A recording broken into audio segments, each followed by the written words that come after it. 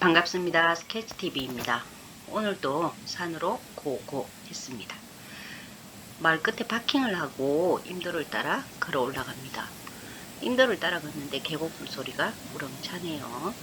그제 큰 비가 내려서인지 수량이 아주 풍부한 것 같아요. 저도 얼마 전에야 알았는데요. 임도는 도로가 아니고 임야에 속해 있기 때문에 혹시 임도가 있는 임야를 사더라도 건축이 불가능하다고 하네요. 임도와 현황도로의 차이점은 길 끝에 집이 있으면 현황도로, 그리고 집이 없으면 지목이 임야인 임도라고 해요. 길이 있다고 무턱대고 임야를 산다면 건축 행위를 할 수 없어 큰 낭패를 볼 수도 있다는 얘기라고 합니다.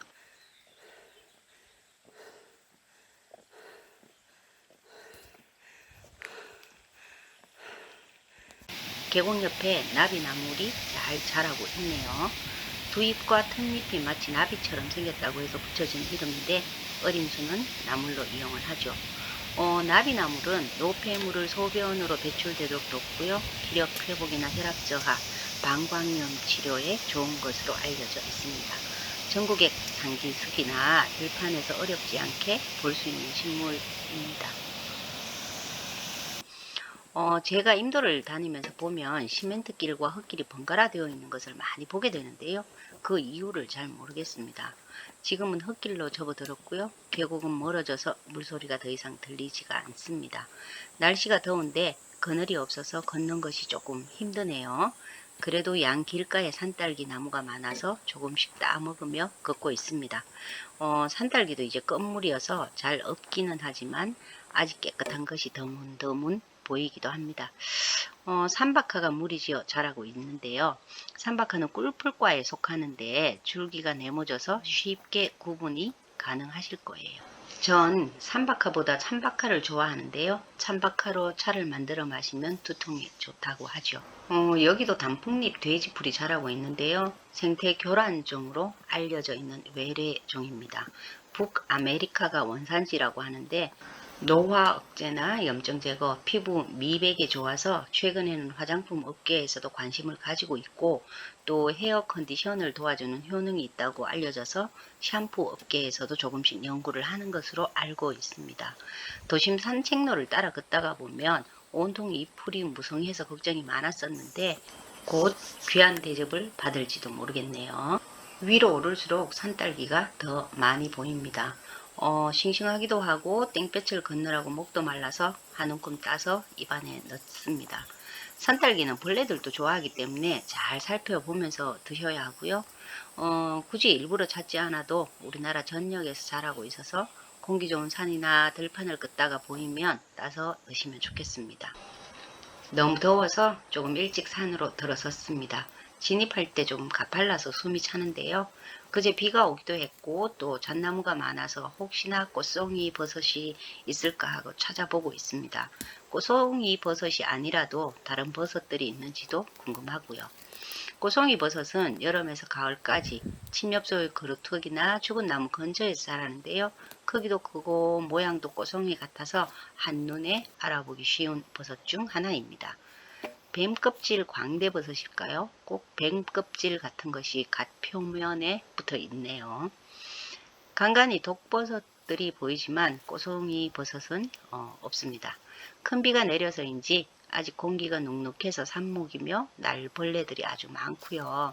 입구에서 해충 기피제를 뿌려서인지 물리지는 않았지만 날벌레가 얼굴 앞으로 달려들어서 산행이 쉽지 않습니다.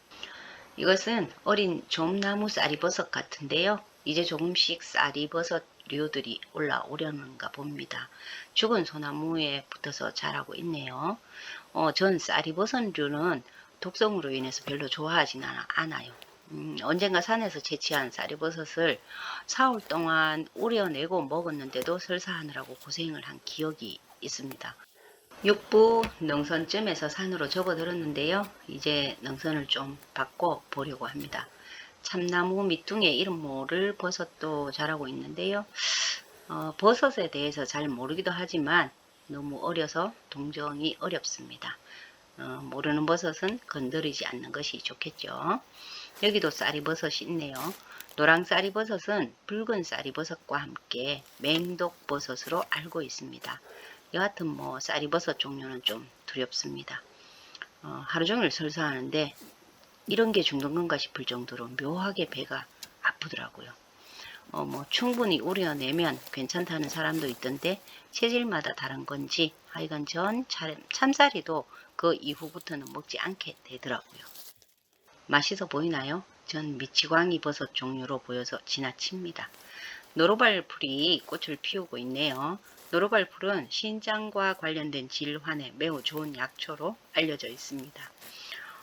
소변 장애가 있거나 신장 관련해서 아픈 분들은 이 약초를 많이 드셨으면 좋겠습니다. 다색 벚꽃 버섯 같은데 너무 일찍 나와서 긴가민가 합니다. 다색 벚꽃은 여름부터 가을까지 나오지만 이 시기에는 제가 지금 처음 봅니다. 버섯을 정확히 동정하지 못하면 가능하면 채취를 안 하시는 것이 목숨을 살리는 일일 것입니다. 보이시나요? 오른쪽이 절벽인데요. 아주 좁은 산길에 득다리 버섯이 자라고 있네요. 대부분의 버섯이 그렇지만 득다리 버섯 또한 항암 효과가 매우 뛰어난 버섯이죠. 식감이 닭가슴살 같은데 가끔 채취하면 버터에 볶아 먹기도 하고요. 차로 우려서 마시기도 합니다. 우리나라에서는 산삼, 녹용과 함께 3대 상약으로 꼽힐 만큼 그 효능이 매우 좋은데요. 특히 베타글루칸이 많아서 항암, 항종양, 폐결핵, 뇌졸중, 신경쇠약 등을 치료한다고 알려져 있습니다.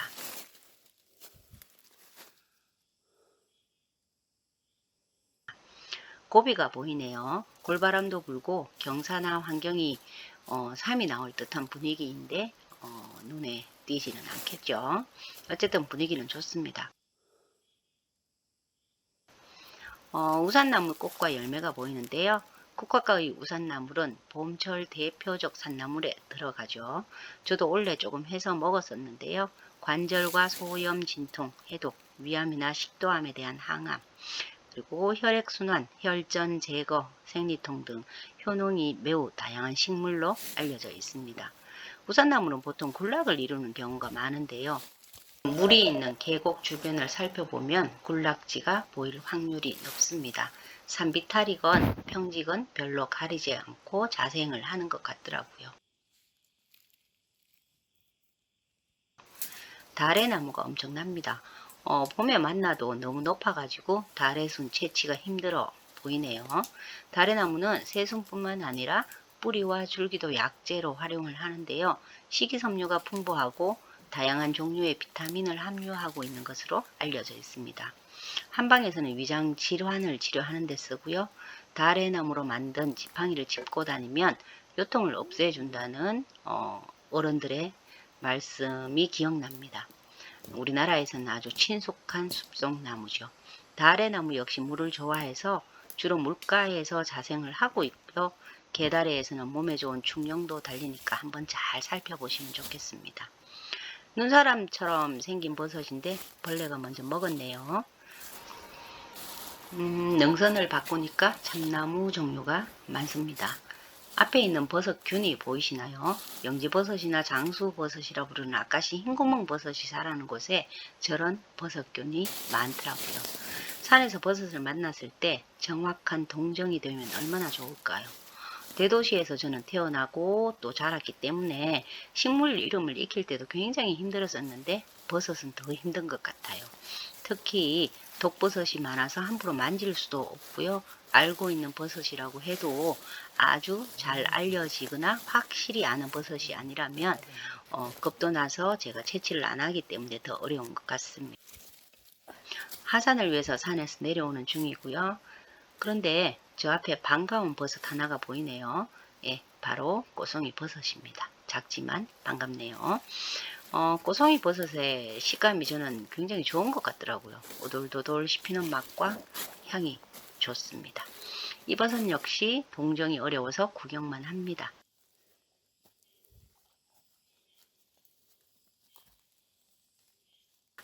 이제 산을 거의 다 내려온 것 같은데요.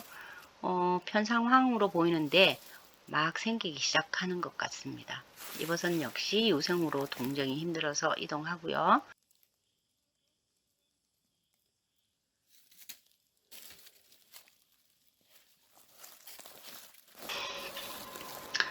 오전에 능선을 몇 번 바꿔서인지 내려갈 때도 침엽수와 화렵수림을 넘나 들고 있습니다. 잣송이가 떨어져 있어서 주우러 왔다가 더덕을 만납니다. 아직 어린 더덕들이 잘 자라고 있는데요. 주변을 한번 훑어봐야겠습니다. 바로 옆에 줄기를 뻗은 더덕이 보이지만 줄기가 그렇게 굵지 않습니다.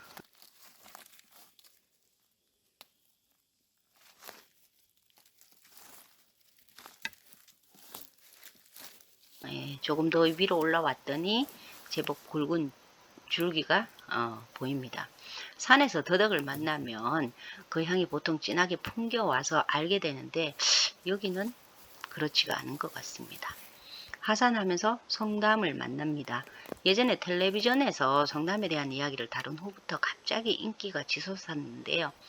인터넷 구입은 정말로 조심해야 되는 약재 중 하나입니다. 왜냐하면 성담은 소나무나 잣나무 같은 곳에서 기생하는 것이어야지 약효를 볼 수가 있는데요.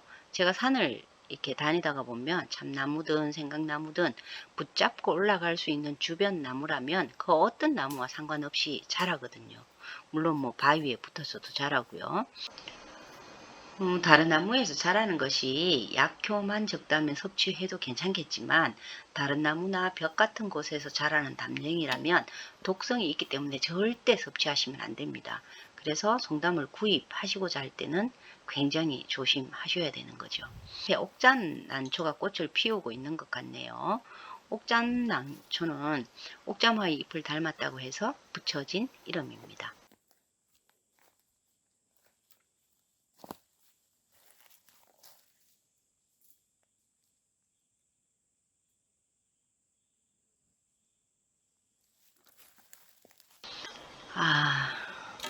햇빛이 여전히 강렬하네요. 올라갈 때 보지 못했던 바드등 나물이 꽃을 피우고 있습니다. 그 아래 태자삼도 보이고 또 딸기나무도 자라고 있네요. 쑥을 좀 잘라야겠습니다. 이렇게 산행을 하다가 저는 쑥이 보이면 조금씩 잘라서 말렸다가 욕조에 우려서 목욕하는 것을 좋아하거든요. 그러면 향도 좋지만 피부가 부드러워져서 좋더라고요. 여름 산행 후에 계곡물에 얼굴을 씻고 잠시 발을 담는 거는 것은 그렇죠. 인도 따라 내려오는 길 중간에 어떤 분이 텐트를 쳐놓고 가족끼리 캠핑을 하는 것이 보기에 참 좋았었는데 저도 주중에 한번 더 와서 캠핑을 해야겠습니다. 너무 더워서 산에서 마시지 않은 캔커피를 들고 계곡으로 내려왔습니다. 세수도 하고 또 발도 담그기 위해 배낭 속에서 작은 의자도 꺼냈고요. 잠시 물소리를 들으며 앉아있는 시간이 굉장히 행복하네요. 집으로 돌아가야 되지 않는다면 시원한 캔맥주 한잔 마시고 싶은 계곡입니다. 10분 정도 발을 담궜는데요. 온몸이 차가워집니다. 역시 여름엔 계곡물이 진리인 것 같습니다. 잠시 계곡물 소리 들어보시겠습니다.